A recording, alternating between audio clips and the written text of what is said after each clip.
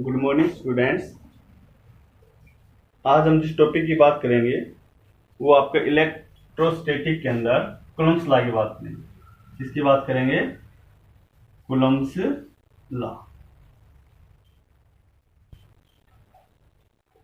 देखो, मैं यहाँ पे ये मान के चल रहा हूँ भाई कि आप लोगों ने इस चैप्टर की यानी कि इलेक्ट्रोस्टैटिक की जो प्रीवियस वीडियो है वो आप क्या कर चुके हो, देख चुके हो। यानी कि मैं मेनली ये मान के चलता हूँ कि आप लोगों ने प्रॉपर्टीज ऑफ चार्ज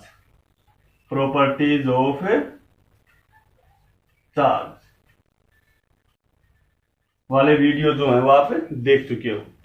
ठीक है, तो एग्जाम के पॉइंट ऑफ व्यू से ये एक इंपॉर्टेंट है। इंपॉर्टेंट क्या है टॉपिक आपका ये कूलम्ब्स लॉ। इसकी डेफिनेशन क्या है कि let we have two charge Q1 and Q2 and both have same polarity. Mathematically वैसे कैसे भी हो सकते हैं, मैं इस मैथमेटिकली सोल्व आपकी बुक के हिसाब से मैं मान के चलता हूँ इसको कि सेम पोलैरिटी रखते हैं। पोलैरिटी का मतलब या तो दोनों पॉजिटिव है या दोनों नेगेटिव है। ठीक है, या तो दोनों क्या है, पॉजिटिव है, या दोनों दोनों क्या है, नेगेटिव है। And they are separated by a distance r। इन दोनों के बीच में कितनी डिस्टेंस है, r डिस्टेंस के ऊपर। तो कूलम्ब्स हमें क्या बताता है कि ये दोनों जो चार्ज हैं आपस में एक दूसरे पर क्या लगाएंगे, फोर्स लगाएंगे। क्या लगाएंगे एक दूसरे के ऊपर, फोर्स। क्योंकि आप पढ़ चुके हैं प्रॉपर्टी के अंदर लाइक चार्ज क्या होते हैं, एक दूसरे को क्या करते हैं, रिपेल करते हैं। अनलाइक क्या करते हैं, अट्रैक्ट करते हैं। समझ रहे हो? तो ये क्या करते हैं, एक दूसरे को रिपेल करेंगे या फिर अट्रैक्ट करेंगे। तो according to this law the force of interaction. अब मैंने ये क्यों नहीं बोला अट्रैक्शन रिपल्सन, क्योंकि भाई ये पॉजिटिव नेगेटिव, ये नेगेटिव पॉजिटिव कैसे भी हो सकते हैं। दोनों पॉजिटिव हैं तो रिपेल करेंगे, दोनों अगर नेगेटिव हैं तो भी रिपेल करेंगे। एक पॉजिटिव एक नेगेटिव है तो अट्रैक्शन करेंगे। इसलिए वर्ड क्या बोला मैंने, द फोर्स ऑफ इंट्रैक्शन। कैसा भी हो सकता है, अट्रैक्शन का हो सकता है, रिपल्सन का हो सकता है। तो according to this law the force of interaction between these two charge directly proportional to product of the magnitude of these charge and inversely proportional to the square of the distance between them। देखो, according to this law the force जो इन दोनों charge बीच में लगेगा वो इन दोनों के जो चार्ज हैं इसके प्रोडक्ट का मैग्नीट्यूड का जो प्रोडक्ट होगा उसके क्या होगा, डायरेक्टली प्रोपोर्शनल। और आपकी जो डिस्टेंस है उसके स्क्वायर के क्या होगा, ये इनवर्सली प्रोपोर्शनल होगा। इन दोनों के बीच लगने वाला जो फोर्स होगा इन चार्ज के मैग्नीट्यूड की गुणा के बराबर होगा और इसकी डिस्टेंस की स्क्वायर के इनवर्सली प्रोपोर्शनल होगा। यानी कि अगर मैं इसको कांस्टेंट प्रोपोर्शनली लगाता हूं तो क्या आ जाएगा, ये K into Q1 Q2 upon R square. ठीक है, यानी कूलम्ब्स लॉ में क्या बताता है, the force of interaction between any two charge is always directly proportional to the product of the magnitude of the charge and inversely proportional to the square distance between them. ये है आपका Coulomb's law. ठीक है, ये जो की है मेरे पास क्या है, इलेक्ट्रोस्टैटिक कांस्टेंट। ये क्या है इधर, इलेक्ट्रोस्टैटिक कांस्टेंट।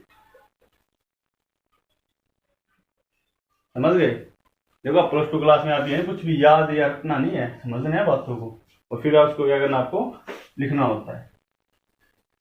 और की डिपेंड किस पे करता है, की always depend upon the nature of the medium. Nature of medium पे डिपेंड करता है।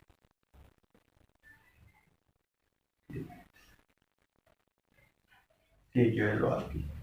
ठीक है, और इसके आपके क्या होता है, डायरेक्टली प्रोपोर्शनल, इनके क्या होता है, इनवर्सली प्रोपोर्शनल। और एक बात और, ये जो फोर्स होता है कूलम्ब्स फोर्स ऑलवेज, ये बात बहुत ध्यान रखना, आप समझाऊं उसको क्या है बाद में, कि always x straight line x along straight line line joining the two charge. ठीक है, यानी कि जो ये फोर्स होगा इन दो चार्ज पे लगने वाला, वे इस दो चार्ज के मैग्नीट्यूड के क्या होता है, हमेशा डायरेक्टली प्रोपोर्शनल होता है प्रोडक्ट के, और डिस्टेंस के इनवर्सली स्क्वायर प्रोपोर्शनल होता है। और ये जो फोर्स होता है हमेशा क्या होता है, स्ट्रेट लाइन पे क्या करता है, लगता है, यानी कि जो सेंटर लाइन होती है इसके अलोंग का लगता है। और जो ये है ये किस पे डिपेंड करता है, नेचर पे डिपेंड करता है।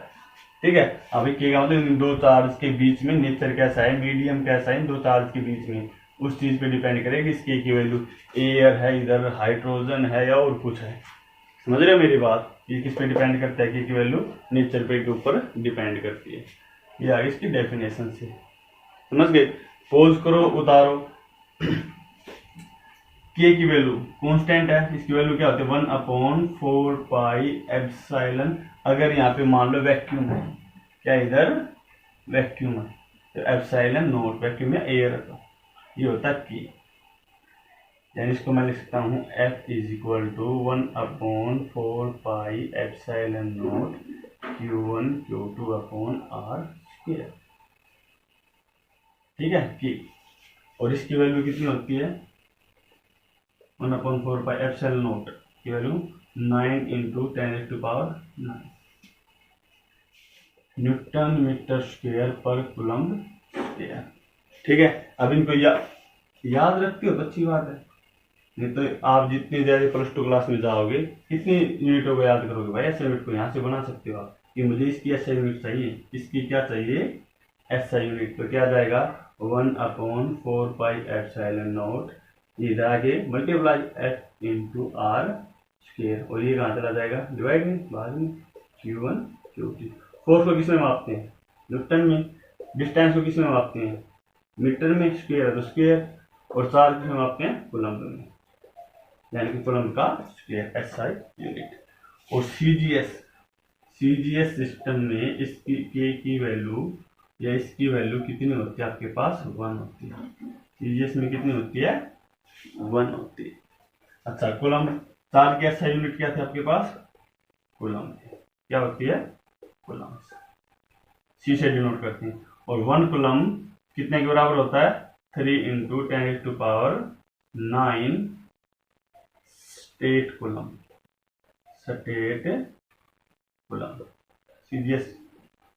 CGS यूनिट होती है इसकी।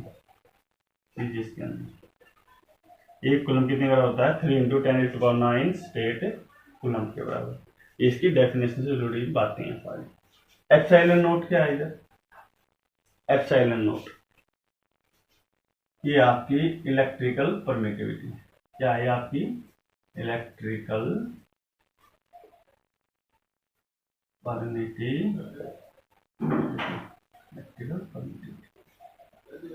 परमिटिविटी। पोज करो, उतारो इसको एक बार।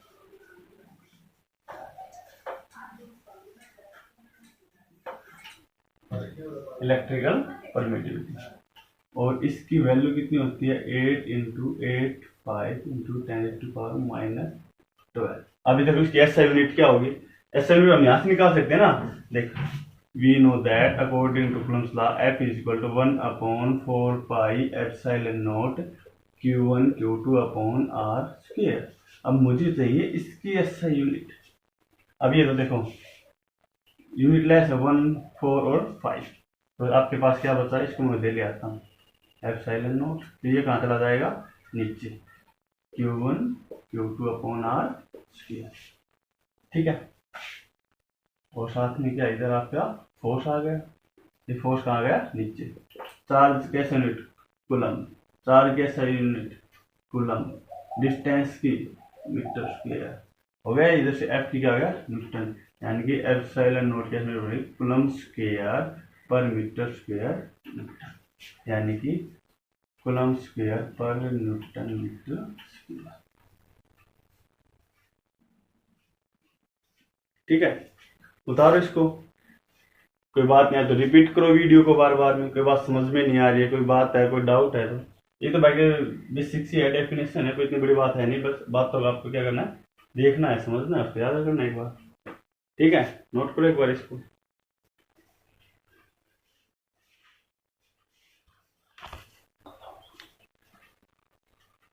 अच्छा, नोट कर लिया, हो गया होगा नोट। देखो हमारे पास कूलम्स लॉ की डेफिनेशन से एफ की वैल्यू कितनी आई, 1/4 pi epsilon naught Q1 Q2 upon R square, यानी कि the force of interaction between two charge always directly proportional to the product of their magnitude and inversely proportional to the square of the distance between them। ये हमारे पास इसका magnitude, इसका इस force का। और force क्या है, फोर्स एक वेक्टर क्वांटिटी है। फोर्स क्या है, मेरे पास एक वेक्टर क्वांटिटी है। वेक्टर का मतलब जिसके पास both magnitude as well as direction, अब देख यहां से डेफिनेशन से हमें जो मिला है वो सिर्फ क्या मिला है, मैग्नीट्यूड मिला है, जबकि फोर्स क्या है, वेक्टर क्वांटिटी है, नोटेड बाय ऐसे एरो से। ठीक है, यानी कि अभी तक ये क्या है, अधूरा है। तो Coulomb's law in vector form, हमें क्या पढ़ेंगे, Coulomb's law in vector form, vector form में, यानी कि मैं डायरेक्शन तो दिखाई नहीं रहा ना, किस साइड क्या फोर्स है, कौन सा क्या है, समझे मेरी बात। तो अब हम क्या पढ़ेंगे, नेक्स्ट टॉपिक अपना Coulomb's law in vector form, और एग्जाम में वही पूछा जाता है, Coulomb's law in vector form, vector form, Coulomb's law vector form के अंदर। देखो एक बात समझो, मेरी बात क्या कहें, मान लो we have two charge Q1 and Q2, ठीक है, और both have same polarity, positive positive.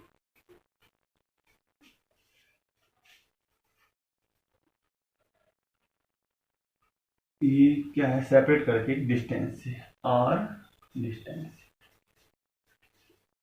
अब भाई देखो इस पॉजिटिव चार्ज पे अगर ये फोर्स, ये चार्ज फोर्स लगाएगा इधर इसके ऊपर, तो लाइक चार्ज इसमें क्या करते हैं, रिपेल, यानी कि किस डायरेक्शन में होगा, इस डायरेक्शन में लगेगा ये फोर्स, ठीक है। लेकिन यदि ये नेगेटिव होगा तो ये किस डायरेक्शन में होगा, इस डायरेक्शन में मूव करेगा, क्योंकि लाइक चार्ज क्या करते हैं, रिपेल करेगा, ये क्या वन क्या आउट क्या करेगा, रिपेल करेगा, अगर ये दोनों क्या लाइक चार्ज है। अगर ये नेगेटिव है यानी कि क्या, ये अनलाइक चार्ज है, तो इसको क्या करेगा, अट्रैक्ट करेगा। पर मैं क्या लेके चल रहा हूँ इधर, ये दोनों के दोनों क्या है, एक जैसे हैं, यानी कि इसको क्या करेगा, रिपेल करेगा, ठीक है। अब इसमें सुनने की बातें ज्यादा है। अब किसके ऊपर फोर्स लगाया है, क्या टू के ऊपर, फोर्स किस पे लगाया है, ऑन किसके ऊपर, टू पे, किसने लगाया है, वन ने, तो ऐसे नोट करेंगे, ये क्या है, ऑन, और ये किसके द्वारा लगाया गया, बाई, यानी force on two, force on two by किसके कारण, ड्यू टू वन, ठीक है। और आपको पता है डेफिनेशन से क्या था, 1/4 pi epsilon naught Q1 Q2 upon R square.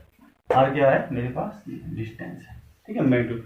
लेकिन ये क्या एक वेक्टर फॉर्म है, इसको क्या दिखाना पड़ेगा मुझे, डायरेक्शन, और डायरेक्शन के लिए परसों में पढ़ा आप लोगों ने एक यूनिट वेक्टर, एक यूनिट वेक्टर होता है, यूनिट वेक्टर जिसकी वैल्यू कितनी होती है, 1 होती है, और जिसका काम सिर्फ क्या होता है, डायरेक्शन बताने का कार्य करता है। क्या काम करता है, सिर्फ डायरेक्शन बताता है यूनिट वेक्टर, और जिसकी वैल्यू कितनी, न्यूमेरिकल वैल्यू 1 होती है। ऐसे नोट कर पढ़ा हो ना बुक में, ऐसे जैसे कैप लगा हो, ये होता है यूनिट वेक्टर, और इसका फार्मूला क्या होता है, फुल वेक्टर या पोजीशन वेक्टर अपॉन में इट्स मैग्नीट्यूड, ऐसे निशान मिलेगी, ये होता है इसका फॉर्मूला यूनिट वेक्टर का। न्यूमेरिकल वैल्यू कितनी होती है, 1, ये कोई भी फुल वेक्टर जिसके बारे में जिक्र करेंगे हम, या पोजीशन वेक्टर अपॉन में ये क्या इसका मैग्नीट्यूड है, जैसे आर इधर क्या है, मैग्नीट्यूड है ना, इसकी डायरेक्शन वगैरह बता रहा है, समझ गए मेरी बात। अच्छा, डायरेक्शन दिखानी हो तो मुझे इसके साथ अगर वेक्टर फॉर्म में है डायरेक्शन दिखानी है तो मैं कैसे दिखा सकता हूँ, ये R2/1।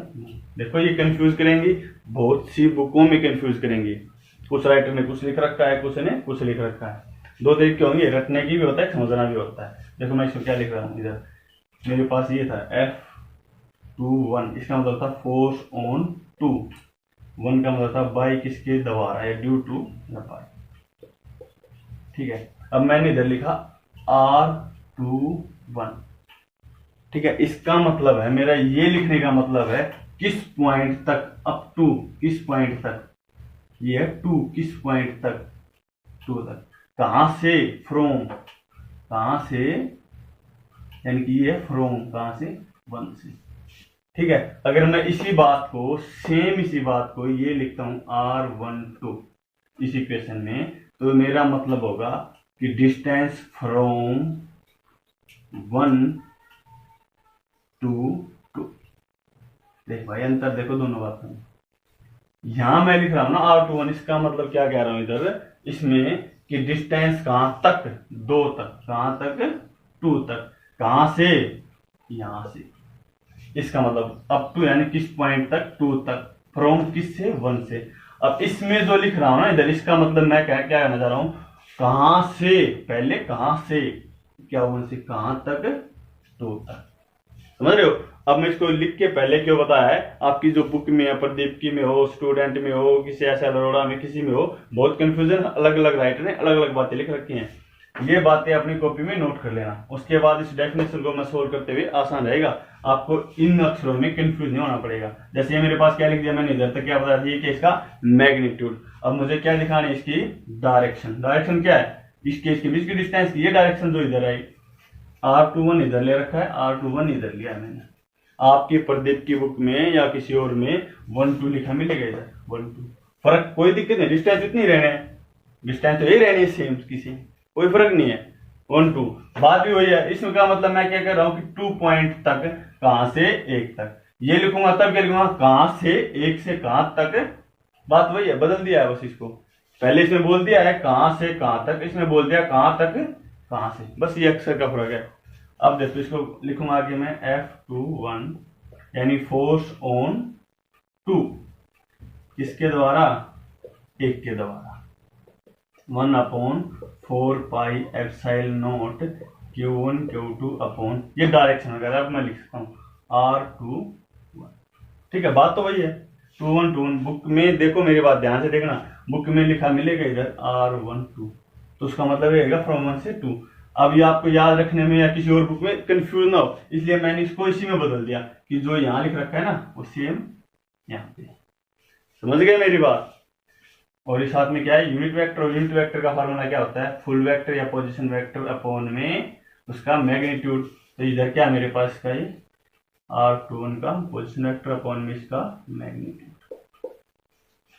ठीक है, ये क्या इसका स्क्वायर होता है इधर, यानी कि force on 2 by 1 is equal to 1/4πε0 Q1 Q2 upon R21, ये स्क्वायर है और एक ये है, तो 2 और 1 3, तो इंटू R21 का पोजीशन वेक्टर, ये होगा इसकी वेक्टर फॉर्म।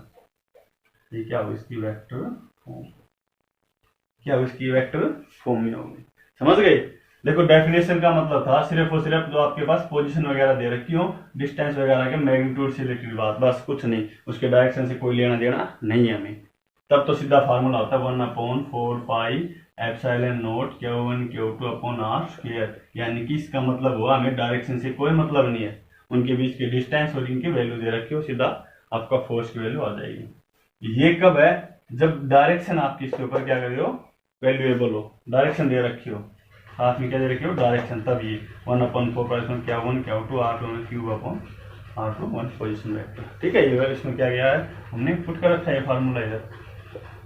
ठीक है, इसकी यूनिट वेक्टर की जगह ये है, समझ गए, ये इसकी वेक्टर फॉर्म। नोट करो, अभी एक बचा वेक्टर फॉर्म 1 लिखा है ना, वेक्टर फॉर्म 2 भी समझाऊंगा आपकी जो बुक में है, जिसको बहुत से टीचर प्रीफर भी करते हैं, एग्जामिनर भी कह सकता है कि इसके अंदर आपको वो करो, वो बात अभी करवा रहा हूँ, इसको यहाँ तक नोट करो एक बार।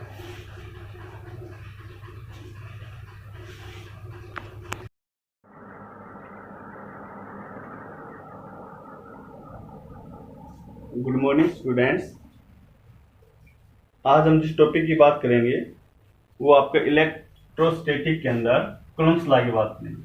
किसकी बात करेंगे, कूलम्ब्स लॉ।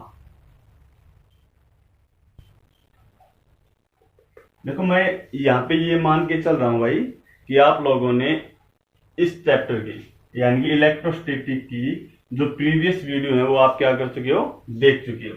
यानी कि मैं मेनली ये मान के चलता हूँ कि आप लोगों ने प्रॉपर्टीज ऑफ चार्ज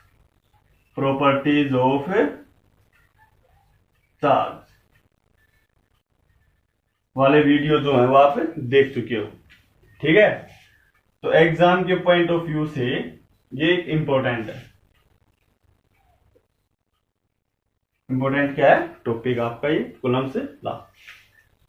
इसकी डेफिनेशन क्या है कि let we have two charge Q1 and Q2 and both have same polarity. Mathematically वैसे कैसे भी हो सकते हैं, मैं इस मैथमेटिकली सोल्व आपकी बुक के हिसाब से मैं मान के चलता हूँ इसको कि सेम पोलैरिटी रखते हैं। पोलैरिटी का मतलब या तो दोनों पॉजिटिव है या दोनों नेगेटिव है। ठीक है, या तो दोनों क्या है पॉजिटिव है या दोनों क्या है नेगेटिव है। And they are separated by a distance r। इन दोनों के बीच में कितनी डिस्टेंस है, r डिस्टेंस के ऊपर। तो कूलम्ब से हमें क्या बताता है कि ये दोनों जो चार्ज हैं आपस में एक दूसरे पर क्या लगाएंगे, फोर्स लगाएंगे। क्या लगाएंगे एक दूसरे के ऊपर, फोर्स। क्योंकि आप पढ़ चुके प्रॉपर्टी के अंदर लाइक चार्ज क्या होते हैं, एक दूसरे को क्या करते हैं, रिपेल करते हैं। अनलाइक क्या करते हैं, अट्रैक्ट करते हैं। समझ रहे हो? तो ये क्या करते हैं, दूसरे को रिपेल करेंगे या फिर अट्रैक्ट करेंगे। तो according to this law the force of interaction. अब मैंने ये क्यों नहीं बोला अट्रैक्शन रिपल्सन, क्योंकि भाई ये पॉजिटिव नेगेटिव, ये नेगेटिव पॉजिटिव कैसे भी हो सकते हैं। दोनों पॉजिटिव हैं तो रिपेल करेंगे, दोनों अगर नेगेटिव हैं तो भी रिपेल करेंगे। एक पॉजिटिव एक नेगेटिव है तो अट्रैक्शन करेंगे। इसलिए वर्ड क्या बोला मैंने, द फोर्स ऑफ इंट्रैक्शन। कैसा भी हो सकता है, अट्रैक्शन का हो सकता है, रिपल्सन का हो सकता है। तो according to this law the force of interaction between these two charge directly proportional to product of the magnitude of these charge, and inversely proportional to the square of the distance between them। देखो according to this law the force जो इन दोनों charge बीच में लगेगा वो इन दोनों के जो चार्ज हैं इसके प्रोडक्ट का मैग्नीट्यूड का जो प्रोडक्ट होगा उसके क्या होगा, डायरेक्टली प्रोपोर्शनल। और आपकी जो डिस्टेंस है उसके स्क्वायर के क्या होगा, ये इनवर्सली प्रोपोर्शनल होगा। इन दोनों के बीच लगने वाला जो फोर्स होगा इन चार्ज के मैग्नीट्यूड की गुणा के बराबर होगा और इसकी डिस्टेंस की स्क्वायर के इनवर्सली प्रोपोर्शनल होगा। यानी कि अगर मैं इसको कांस्टेंट प्रोपोर्शनली लगाता हूं तो क्या आ जाएगा, ये k into Q1 Q2 upon r square. ठीक है, यानी कूलम्ब्स लॉ में क्या बताता है, the force of interaction between any two charge is always directly proportional to the product of the magnitude of the charge and inversely proportional to the square distance between them. ये है आपका Coulomb's law. ठीक है, ये जो की है मेरे पास क्या है, इलेक्ट्रोस्टैटिक कांस्टेंट। ये क्या है इधर, इलेक्ट्रोस्टैटिक कांस्टेंट। समझ गए? देखो प्लस टू क्लास में आती है, कुछ भी याद या रखना नहीं है, समझना है बातों को और फिर उसको क्या करना, आपको लिखना होता है। और ये डिपेंड किस पे करता है, कि always depend upon the nature of the medium. Nature of medium पे डिपेंड करता है।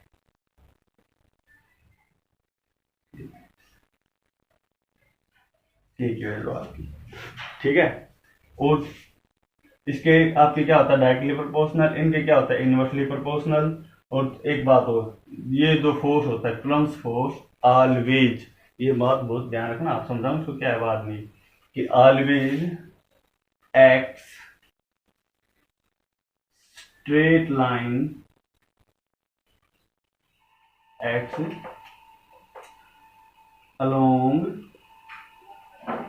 स्ट्रेट लाइन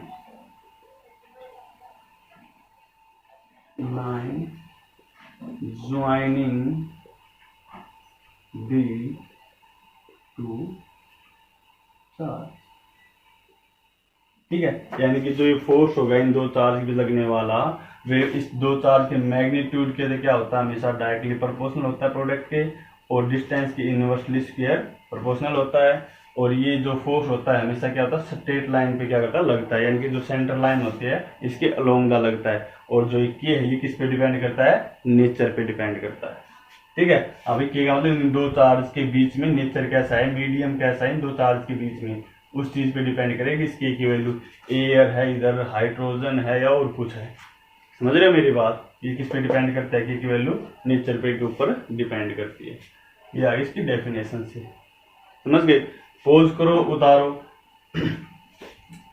के की वैल्यू कांस्टेंट है, इसकी वैल्यू क्या होती है 1/4 पाई एप्सिलॉन। अगर यहाँ पे मान लो वैक्यूम है, क्या इधर वैक्यूम है तो एप्सिलॉन नॉट, वैक्यूम या एयर का ये होता है की, यानी इसको मैं लिख सकता हूँ F is equal to 1/4 pi epsilon naught Q1 Q2 upon R square. ठीक है की, और इसकी वैल्यू कितनी होती है 1/4 पाई एप्सिलॉन नॉट की वैल्यू 9 × 10⁻⁹ न्यूटन मीटर स्क्वायर पर कूलम्ब स्क्वायर। ठीक है, अब इनको याद रखते हो तो अच्छी बात है, नहीं तो आप जितनी ज्यादा +2 क्लास में जाओगे कितनी यूनिटों को याद करोगे भाई। ऐसे यूनिट को यहाँ से बना सकते हो आप कि मुझे इसकी ऐसा यूनिट चाहिए, इसकी क्या चाहिए ऐसा यूनिट, तो क्या जाएगा 1/4 पाई एप्सिलॉन नॉट, इधर आगे मल्टीप्लाई F × R स्क्वायर, और ये कहाँ चला जाएगा डिवाइड में बाद में Q1 Q2। फोर्स को किस में मापते हैं, न्यूटन में। डिस्टेंस को किस में मापते हैं, मीटर में, स्क्वायर है तो स्क्वायर। और चार्ज किस में मापते हैं, कूलम्ब में, यानी कि कूलम्ब का स्क्वायर SI यूनिट।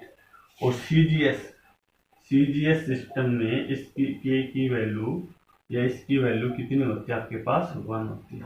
CGS में कितनी होती है 1 होती है। अच्छा, कूलम्ब चार्ज की SI यूनिट क्या थी आपके पास, कूलम्ब, क्या होती है कूलम्ब, C से डिनोट करते हैं। और 1 कूलम्ब कितने के बराबर होता है 3 × 10⁹ स्टेट कूलम्ब,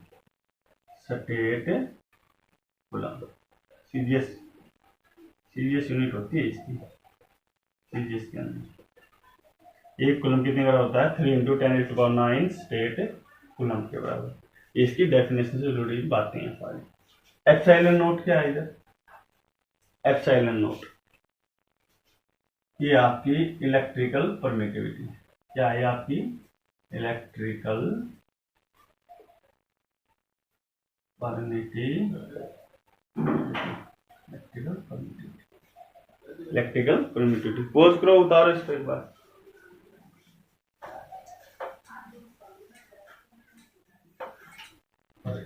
इलेक्ट्रिकल परमिटिविटी, और इसकी वैल्यू कितनी होती है 8 × 8 5 × 10⁻⁻12। अभी देखो इसकी SI यूनिट क्या होगी, SI यूनिट हम यहाँ से निकाल सकते हैं ना। देख, we know that according to Coulomb's law F is equal to 1/4 pi epsilon naught Q1 Q2 upon R square. अब मुझे चाहिए इसकी SI यूनिट। अब ये तो देखो यूनिट लेस है 1, 4 और 5, तो आपके पास क्या बचा है, इसको मैं दे ले आता हूँ एप्सिलॉन नॉट, तो ये कहाँ चला जाएगा नीचे Q1 Q2 upon R square. ठीक है, और साथ में क्या इधर आपका फोर्स आ गया, ये फोर्स कहाँ गया नीचे। चार्ज कैसे यूनिट कूलम्ब, चार्ज कैसा यूनिट कूलम्ब, डिस्टेंस की मीटर स्क्वायर हो गया, इधर से F की क्या आ गया न्यूटन, यानी कि एप्सिलॉन नॉट कैसे बनेगी कूलम्ब स्क्वायर पर मीटर स्क्वायर न्यूटन, यानी कि कूलम्ब स्क्वायर पर न्यूटन मीटर स्क्वायर। ठीक है, उतारो इसको।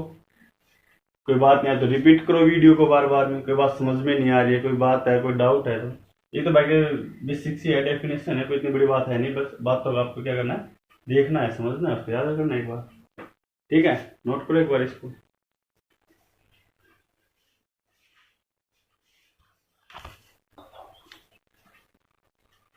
अच्छा, नोट कर लिया, हो गया होगा नोट। देखो हमारे पास कूलम्ब्स लॉ की डेफिनेशन से F की वैल्यू कितनी आई 1/4 4 पाई epsilon naught Q1 Q2 upon R square, यानी कि the force of interaction between two charge always directly proportional to the product of their magnitude and inversely proportional to the square of the distance between them. ये है हमारे पास इसका magnitude, इसका इस force का। और फोर्स क्या है? फोर्स एक वेक्टर क्वांटिटी है। फोर्स क्या मेरे पास एक वेक्टर क्वांटिटी है। वेक्टर का मतलब जिसके पास both magnitude as well as direction, अब देखिए यहां से डेफिनेशन से हमें जो मिला है वो सिर्फ क्या मिला है? मैग्नीट्यूड मिला है, जबकि फोर्स क्या है? वेक्टर क्वांटिटी है, नोटेड बाय ऐसे एरो से। ठीक है, यानी कि अभी तक ये क्या है? अधूरा है। तो Coulomb's law in vector form, हमें क्या पढ़ेंगे? Coulomb's law in vector form, vector form में, यानी कि मैं डायरेक्शन तो दिखाई नहीं रहा ना, किस साइड क्या फोर्स है, कौन सा क्या है, समझे मेरी बात? तो अब हम क्या पढ़ेंगे? नेक्स्ट टॉपिक अपना Coulomb's law in vector form, और एग्जाम में वही पूछा जाता है, Coulomb's law in vector form, vector form, Coulomb's law vector form के अंदर। देखिए एक बात समझे मेरी बात क्या कहें। मान लो we have two charge Q1 and Q2, ठीक है, और both have same polarity, positive positive.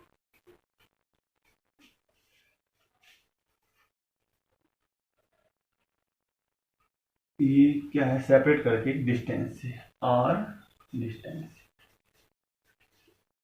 अब भाई देखो, इस पॉजिटिव चार्ज पे अगर ये फोर्स, ये चार्ज फोर्स लगाएगा इधर इसके ऊपर, तो लाइक चार्ज इसमें क्या करते हैं? रिपेल, यानी कि किस डायरेक्शन में होगा? इस डायरेक्शन में लगेगा ये फोर्स, ठीक है।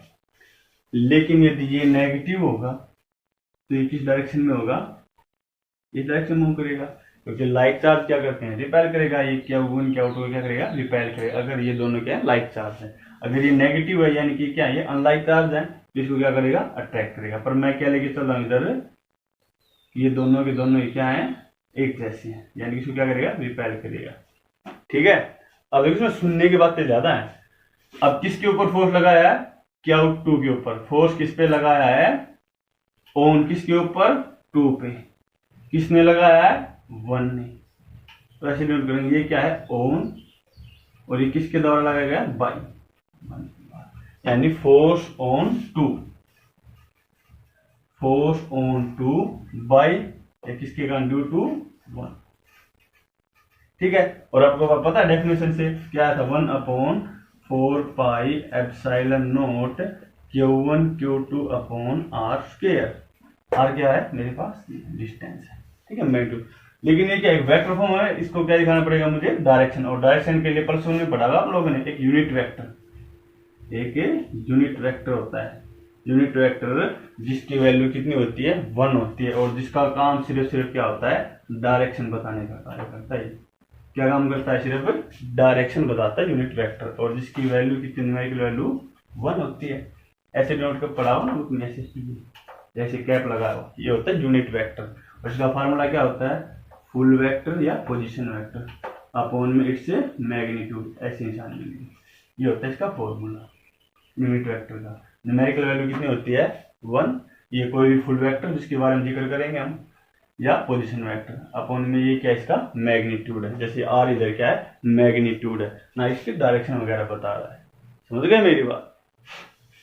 अच्छा, डायरेक्शन दिखानी हो तो मुझे इसके साथ अगर वेक्टर फॉर्म में है डायरेक्शन दिखानी है तो मैं कैसे दिखा सकता हूँ? ये R2 बाई, देखो ये कंफ्यूज करेंगी, बहुत सी बुकों में कंफ्यूज करेंगे। कुछ राइटर ने कुछ लिख रखा है, कुछ ने कुछ लिख रखा है। दो तरीके होंगे, रटने की भी होता है, समझना भी होता है। देखो मैं इसको क्या लिख रहा हूँ, इधर मेरे पास ये था F21, इसका मतलब था फोर्स ऑन 2, 1 का मतलब था बाई किसके द्वारा, या ड्यू टू बाई, ठीक है। अब मैंने इधर लिखा R21, ठीक है। इसका मतलब है, मेरा ये लिखने का मतलब है किस पॉइंट तक, अप टू किस पॉइंट तक, ये है टू, किस पॉइंट तक, टू तक, कहां से, फ्रोम, कहां से, यानी कि ये फ्रोम कहां से, 1 से, ठीक है। अगर मैं इसी बात को, सेम इसी बात को ये लिखता हूं R12 इस इक्वेशन में, तो मेरा मतलब होगा कि डिस्टेंस फ्रॉम 1 to 2। देख भाई अंतर देखो दोनों बातों में।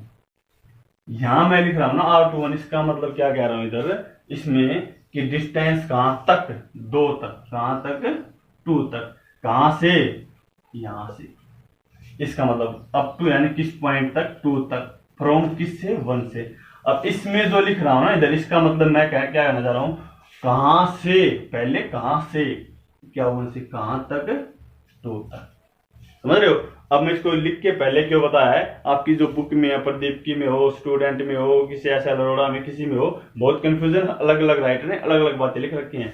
ये बातें अपनी कॉपी में नोट कर लेना, उसके बाद इस डेफिनेशन को मैं सोल्व करते हुए आसान रहेगा, आपको इन अक्षरों में कंफ्यूज नहीं होना पड़ेगा। जैसे ये मेरे पास क्या लिख दिया मैंने इधर तक, क्या बता दिया कि इसका मैग्नीट्यूड। अब मुझे क्या दिखाना है, इसकी डायरेक्शन। डायरेक्शन क्या है, इस केस के बीच की डिस्टेंस की ये डायरेक्शन जो इधर आई, R21 इधर ले रखा है, R21 इधर लिया है मैंने। आपकी प्रदीप की बुक में या किसी और में 1-2 लिखा मिलेगा इधर, 1-2, फर्क कोई दिक्कत नहीं, डिस्टेंस इतनी रहने, डिस्टेंस तो यही रहनी है सेम, किसी कोई फर्क नहीं है, 1-2। बात भी वही है, इसमें का मतलब मैं क्या कर रहा हूँ कि 2 पॉइंट तक, कहां से 1 तक, ये लिखूंगा तब क्या लिखूंगा, कहां से 1 से कहां तक, बात वही है, बदल दिया है बस इसको। पहले इसमें बोल दिया है कहां से कहां तक, इसमें बोल दिया कहां तक कहां से, बस ये अक्षर का फर्क है।